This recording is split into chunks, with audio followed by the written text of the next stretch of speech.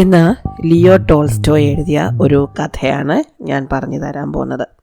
അൾജീരിയയിൽ പണ്ട് ബൂക്കസ് എന്ന് പറയുന്ന ഒരു രാജാവുണ്ടായിരുന്നു. അൾജീരിയയിൽ തന്നെ വളരെ നീതിമാനായ ഒരു ന്യായാധിപനുണ്ട് എന്ന് ഈ ബൂക്കസ് രാജാവ് അറിഞ്ഞു. അദ്ദേഹം വളരെയധികം ബുദ്ധിമാനാണ്. തൻ്റെ ന്യായവിധിയിൽ അദ്ദേഹത്തിന് ഒരിക്കലും ഒരു തെറ്റ് പറ്റാറില്ല. എങ്ങനെയും സത്യം തിരിച്ചറിയാൻ അദ്ദേഹത്തിന് നല്ല കഴിവാണ് എന്നൊക്കെയാണ് ബൂക്കസ് രാജാവ് ഈ ന്യായാധിപനെ പറ്റി കേട്ടത്. ഇത് ശരിയാണോ എന്നൊന്ന് പരീക്ഷിക്കണം എന്ന് രാജാവിന് തോന്നി. അങ്ങനെ രാജാവ് ഒരിക്കൽ ഒരു വ്യാപാരിയെ പോലെ ഒരു വ്യാപാരിയുടെ വേഷം ധരിച്ചിട്ട് നഗരത്തിലേക്ക് പോയി. ഈ ജഡ്ജി താമസിക്കുന്ന സ്ഥലത്തേക്കാണ് അദ്ദേഹം പോയത്. കുതിരപ്പുറത്തായിരുന്നു പോയത്. യാത്ര ചെയ്ത് അദ്ദേഹം ഈ നഗരത്തിൻ്റെ കവാടത്തിലെത്തി. കവാടത്തിൽ കുതിരപ്പുറത്ത് ചെന്ന് അദ്ദേഹം അവിടെ നിർത്തി ചുറ്റുപാടും നോക്കുന്ന സമയത്ത് മുടന്തനായ ഒരാൾ ഇദ്ദേഹത്തിൻ്റെ അടുത്ത് വന്ന് ഭിക്ഷ യാചിച്ചു. രാജാവാണെന്ന് അറിഞ്ഞിട്ടല്ലല്ലോ, ഒരു വ്യാപാരിയാണ്, കുതിരപ്പുറത്ത് വന്ന ആളാണ് എന്ന് കരുതിയിട്ടാണ് ഈ യാചകൻ ചെന്ന് ഭിക്ഷ യാചിച്ചത്. വ്യാപാരിയുടെ വേഷം ധരിച്ച രാജാവ് ഈ മുടന്തന് ഭിക്ഷ കൊടുത്തു. ഭിക്ഷ കൊടുത്തു കഴിഞ്ഞിട്ട് കുതിരപ്പുറത്ത് കയറി അദ്ദേഹം വീണ്ടും മുന്നോട്ട് പോകാൻ തുടങ്ങിയപ്പോൾ ഈ മുടന്തൻ അദ്ദേഹത്തിൻ്റെ വസ്ത്രത്തിൽ കയറി പിടിച്ചു. അപ്പോൾ അദ്ദേഹം ചോദിച്ചു, എന്ത് വേണം, എന്തിനാണ് എന്നെ പിന്നെയും പിടിച്ചത്? ഞാൻ പണം തന്നല്ലോ. അപ്പോൾ മുടന്തൻ പറഞ്ഞു, എനിക്ക് യാത്ര ചെയ്യാൻ വയ്യ, ഈ വഴിയിൽ കൂടി ഒരുപാട് കുതിരവണ്ടികളും ഒട്ടകങ്ങളും ഒക്കെ വരുന്നുണ്ട്. അപ്പോൾ മുടന്തനായ ഞാൻ ഇതുവഴി പോകുമ്പോൾ ചിലപ്പോൾ ഞാൻ വീണ് പോകും. നമ്മൾ നഗര കവാടത്തിലല്ലേ എത്തിയിട്ടുള്ളൂ, എനിക്ക് നഗരത്തിനുള്ളിലേക്ക് പോകണം, അതുകൊണ്ട് അങ്ങ് ഈ കുതിരപ്പുറത്ത് എന്നെ കൊടുന്ന് കയറ്റണം. അങ്ങനെ രാജാവ് ഈ മുടന്തനെ കൂടി തൻ്റെ കുതിരപ്പുറത്ത് കയറ്റി. അങ്ങനെ അവർ നഗരത്തിൽ ചെന്നു. നഗരമധ്യത്തിലെത്തിക്കഴിഞ്ഞപ്പോൾ രാജാവ് കുതിരയെ നിർത്തിയിട്ട് മുടന്തനോട് ഇറങ്ങാൻ പറഞ്ഞു. അവിടെ നിറയെ ആൾക്കാരുണ്ടായിരുന്നു. അപ്പോൾ മുടന്തൻ ഉറക്ക ബഹളം വെക്കാൻ തുടങ്ങി. ഞാൻ എന്തിന് ഇറങ്ങണം? ഇതെൻ്റെ കുതിരയല്ലേ, നിങ്ങൾക്കല്ലേ ഞാൻ യാത്ര ചെയ്യാൻ സൗകര്യം തന്നപ്പോൾ നിങ്ങളല്ലേ ഇറങ്ങേണ്ടത്? ബഹളം കേട്ട ആൾക്കാർ ഓടിക്കൂടി. അവരോട് യാചകൻ പറഞ്ഞു, ഞാൻ മുടന്തനാണ്, അതുകൊണ്ടാണ് ഞാൻ ഈ കുതിരപ്പുറത്ത് യാത്ര ചെയ്യുന്നത്. ഞാൻ നഗര കവാടത്തിലെത്തിയപ്പോൾ ഇയാൾ അവിടെ നിൽക്കുന്നു, ഇയാൾക്ക് നടക്കാൻ വയ്യ എന്ന് പറഞ്ഞു.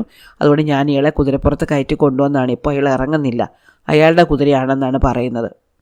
ആകെ തർക്കമായി. ആൾക്കാരെ മുടന്തനായ യാചകനൊപ്പം കൂടി. ആർക്കും സത്യം അറിഞ്ഞുകൂടല്ലോ. എന്നാൽ രാജാവിൻ്റെ ഒപ്പവും കുറച്ച് ആൾക്കാരുണ്ട്. അങ്ങനെ പക്ഷം പിടിച്ച് തർക്കമായപ്പോൾ എല്ലാവരും കൂടെ പറഞ്ഞു, ശരി, നമുക്ക് ഇവരെ ജഡ്ജിയുടെ അടുത്തേക്ക് കൊണ്ടുപോകാം, അദ്ദേഹം ഈ തർക്കത്തിനൊരു തീരുമാനം എടുക്കട്ടെ. അങ്ങനെ വ്യാപാരിയുടെ വേഷം ധരിച്ച ബൗക്കസ് രാജാവിനെയും മുടന്തനായ ഈ യാചകനെയും കുതിരയെയും കൊണ്ട് ആൾക്കാരെല്ലാവരും കൂടി ന്യായാധിപൻ്റെ അടുത്തേക്ക് ചെന്നു. കോടതി ചെന്നപ്പോൾ അവിടെ വേറെ കുറേ കേസുകളുണ്ടായിരുന്നു. ന്യായാധിപൻ ഉയർന്ന ഒരു സ്ഥലത്തിരുന്നു കൊണ്ട് ഓരോ പ്രശ്നങ്ങളായിട്ട് കേൾക്കുകയും അതിന് വേണ്ട പരിഹാരങ്ങൾ നിർദ്ദേശിക്കുകയുമായിരുന്നു. ബൗക്കസ് രാജാവും മുടന്തനായ മനുഷ്യനും അവിടെ കാത്തു നിന്നു, അവരുടെ ഊഴം വരാൻ വേണ്ടിയിട്ട്. അപ്പോൾ അതിനു മുമ്പായിട്ട് ഒരു പണ്ഡിതൻ്റെയും ഒരു കർഷകൻ്റെയും പരാതിയാണ് ഈ ന്യായാധിപൻ കേട്ടത്. അത് ഒരു സ്ത്രീയുടെ പേരിലുള്ള തർക്കമായിരുന്നു. ആ സ്ത്രീ തൻ്റെ ഭാര്യയാണെന്ന് കർഷകനും തൻ്റെ ഭാര്യയാണെന്ന് പണ്ഡിതനും പറഞ്ഞു. രണ്ടുപേരും കൂടി വലിയ തർക്കമാണ്. കുറേ നേരം കഴിഞ്ഞപ്പോൾ ജഡ്ജി പറഞ്ഞു, ഇനി നിങ്ങളിങ്ങനെ തർക്കിക്കേണ്ട കാര്യമില്ല, ആ സ്ത്രീ ഇന്നൊരു ദിവസം ഇവിടെ നിൽക്കട്ടെ, നാളെ വരുമ്പോഴേക്കും ഞാൻ ഈ പ്രശ്നത്തിനൊരു പരിഹാരം കണ്ടുപിടിക്കാം. അങ്ങനെ അവരെ രണ്ടുപേരെയും അദ്ദേഹം പറഞ്ഞു വിട്ടു. അത് കഴിഞ്ഞപ്പോൾ വന്നത് ഒരു കശാപ്പുകാരനും എണ്ണക്കച്ചവടക്കാരനുമായിരുന്നു. കശാപ്പുകാരൻ ഇറച്ചി വിൽക്കുന്ന ആളാണല്ലോ, അപ്പോൾ അയാളുടെ ദേഹം മുഴുവൻ ചോരയുണ്ടായിരുന്നു. എണ്ണക്കച്ചവടക്കാരൻ എണ്ണ വിൽക്കുന്ന ആളായതുകൊണ്ട് അയാളുടെ ദേഹത്തും വസ്ത്രത്തിലും നിറയെ എണ്ണയും പറ്റിയിരിപ്പുണ്ടായിരുന്നു. കശാപ്പുകാരൻ്റെ കയ്യിൽ കുറേ പണം ഉണ്ടായിരുന്നു. അതേ കയ്യിൽ തന്നെ എണ്ണക്കച്ചവടക്കാരൻ ബലമായിട്ട് പിടിച്ചു വെച്ചിട്ടുണ്ട്. കശാപ്പുകാരൻ പറഞ്ഞു, ഞാൻ ഈ മനുഷ്യൻ്റെ കയ്യിൽ നിന്ന് എണ്ണ വാങ്ങുകയായിരുന്നു. എണ്ണയുടെ വില കൊടുക്കാൻ വേണ്ടിയിട്ട് ഞാൻ എൻ്റെ പണസഞ്ചി പുറത്തെടുത്തപ്പോൾ അയാൾ എൻ്റെ സഞ്ചിക്കുള്ളിലേക്ക് കൈയിട്ട് അതിനുള്ളിലുണ്ടായിരുന്ന പണമെല്ലാം പിടിച്ച് പറിച്ചെടുത്തു. ഞാനപ്പോൾ അയാളുടെ കയ്യിൽ കയറി മുറുക്കെ പിടിച്ചു. അതുകൊണ്ടാണ് ഞങ്ങളിങ്ങനെ കൈ പിടിച്ചുകൊണ്ട് വന്നിരിക്കുന്നത്. ആൾക്കാർ ഓടിക്കൂടി പ്രശ്നമായപ്പോഴാണ് ഞങ്ങളെ ഇങ്ങോട്ട് കൊണ്ടുവന്നത്. ഇത് കേട്ടുകൊണ്ട് എണ്ണക്കച്ചവടക്കാരൻ പറഞ്ഞു, അങ്ങനെയല്ല അങ്ങുന്നേ, ഈ കശാപ്പുകാരൻ എണ്ണ വാങ്ങാൻ വന്നതാണ്. എന്നിട്ട് അയാൾ ഒരു പാത്രം നിറയെ എണ്ണ വാങ്ങിയിട്ട് അയാൾ എൻ്റെ കയ്യിൽ ഒരു സ്വർണ്ണ നാണയം തന്നിട്ട് എണ്ണയുടെ വില എടുത്തിട്ട് ബാക്കി കൊടുക്കാൻ പറഞ്ഞു. ഞാൻ ബാക്കി കൊടുക്കാൻ വേണ്ടിയിട്ട് എൻ്റെ പണസഞ്ചി തുറന്നപ്പോഴേക്കും ഇയാൾ ഉടൻ കൈയിട്ട് ആ സ്വർണ്ണ നാണയവും എൻ്റെ സഞ്ചിയിലുണ്ടായിരുന്ന ബാക്കി പണവും കൂടി കൈക്കലാക്കി. ഞാനപ്പോൾ അയാളുടെ കയ്യിൽ കയറി പിടിച്ചു. അതുകൊണ്ടാണ് ഞങ്ങളിങ്ങനെ കൈകൾ മുറുക്കെ പിടിച്ചിരിക്കുന്നത്. ന്യായാധിപൻ പറഞ്ഞു, നിങ്ങൾ ഇക്കാര്യത്തിൽ വിഷമിക്കേണ്ട, നിങ്ങൾ ഈ പണം ഇവിടെ വെച്ചിട്ട് പൊയ്ക്കോളൂ, നാളത്തേക്ക് ഞാൻ ഈ പ്രശ്നത്തിനൊരു പരിഹാരം കണ്ടുപിടിക്കാം. അങ്ങനെ അവരെയും അദ്ദേഹം പറഞ്ഞു വിട്ടു. മൂന്നാമതാണ് ബൗക്കസ് രാജാവും മുടന്തനായ യാചകനും ചെന്നത്. രണ്ടുപേരും കുതിര അവരുടേതാണ് എന്ന് വാദിച്ചു. അപ്പോൾ ന്യായാധിപൻ പറഞ്ഞു, ഇക്കാര്യത്തിലും എനിക്കിന്നൊരു പരിഹാരവുമില്ല, നിങ്ങൾ ഈ കുതിര ഇവിടെ നിർത്തിയിട്ട് പൊയ്ക്കോളൂ, നാളെ നമുക്കൊരു പരിഹാരം കണ്ടുപിടിക്കാം. അങ്ങനെ പിറ്റേന്ന് ബൗക്കസ് രാജാവ് വീണ്ടും ന്യായാധിപൻ്റെ അടുത്തെത്തി.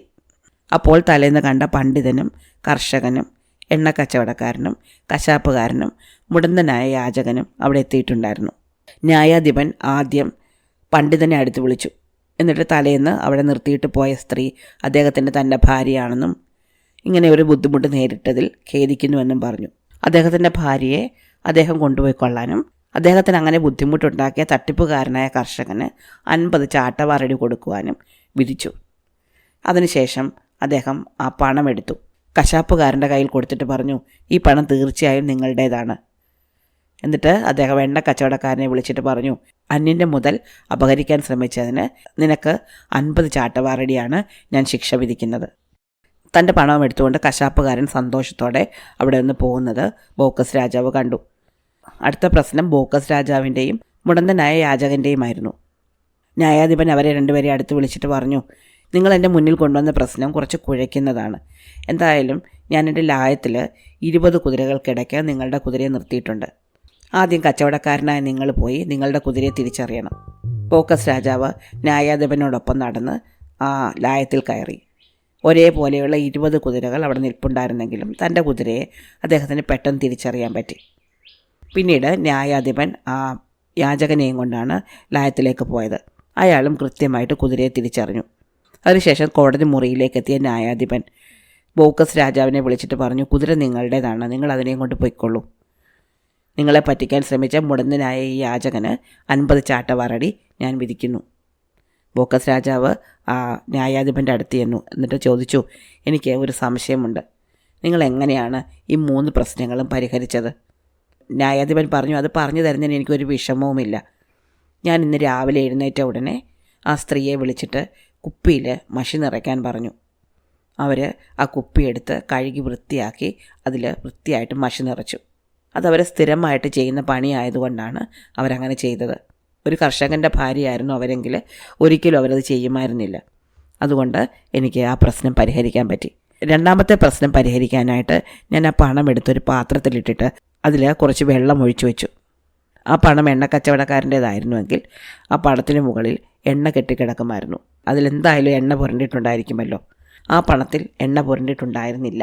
അടുത്തത് കുതിരയുടെ കാര്യമാണ്. നിങ്ങൾ 2 പേരും കുതിരയെ തിരിച്ചറിഞ്ഞു. അതുകൊണ്ട് തന്നെ ആ പ്രശ്നം പരിഹരിക്കാൻ ഒരിത്തിരി ബുദ്ധിമുട്ടുമായിരുന്നു.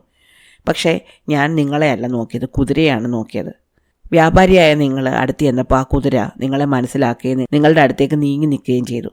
അതേസമയം അപരിചിതനായ ആ മുടന്തൻ അതിൻ്റെ അടുത്ത് ചെന്ന് അതിനെ തൊട്ടപ്പോൾ അത് പിന്നോട്ട് മാറുകയും അതിൻ്റെ കാലുകൊണ്ട് തൊഴിക്കാൻ ശ്രമിക്കുകയും ചെയ്തു. അവൻ അതിനെ തൊട്ടത് അവന് ഇഷ്ടപ്പെട്ടില്ല എന്നെനിക്ക് മനസ്സിലായി. അങ്ങനെയാണ് ഞാൻ ആ പ്രശ്നം പരിഹരിച്ചത്.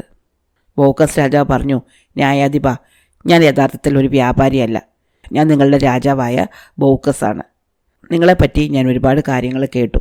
അതൊക്കെ സത്യമാണോ എന്നറിയാൻ വേണ്ടിയിട്ട് വന്നതാണ്. എന്തായാലും എനിക്ക് വളരെ സന്തോഷമായി. താങ്കൾക്ക് എന്ത് പാരിതോഷികം വേണമെങ്കിലും ആവശ്യപ്പെടാം. നീതിമാനായ ആ ന്യായാധിപൻ പറഞ്ഞു, എനിക്ക് ഒന്നും വേണ്ട. ഞാൻ എൻ്റെ ജോലിയാണ് നോക്കുന്നത്. ആ ജോലിക്ക് എനിക്ക് വേണ്ട പ്രതിഫലം കിട്ടുന്നുമുണ്ട്. എന്നെപ്പറ്റി അങ്ങ് കേട്ടു, അങ്ങനെ കാണാൻ വന്നു എന്നതിൽ കവിഞ്ഞ് എനിക്ക് മറ്റെന്താണ് കിട്ടാനുള്ളത്? ഇതിൽ അഭിമാനകരമായ മറ്റൊന്നും എനിക്കില്ല. ബൗക്കസ് രാജാവ് സന്തോഷത്തോടെ തൻ്റെ കൊട്ടാരത്തിലേക്ക് തിരിച്ചുപോയി. ഇങ്ങനെയുള്ള ന്യായാധിപന്മാരുണ്ടെങ്കിൽ തൻ്റെ രാജ്യത്ത് ഒരിക്കലും കുറ്റകൃത്യങ്ങൾ വർദ്ധിക്കുകയില്ല എന്ന് അദ്ദേഹത്തിന് ഉറപ്പായി. ഇഷ്ടമായോ കഥ? അടുത്ത കഥ അടുത്ത ദിവസം.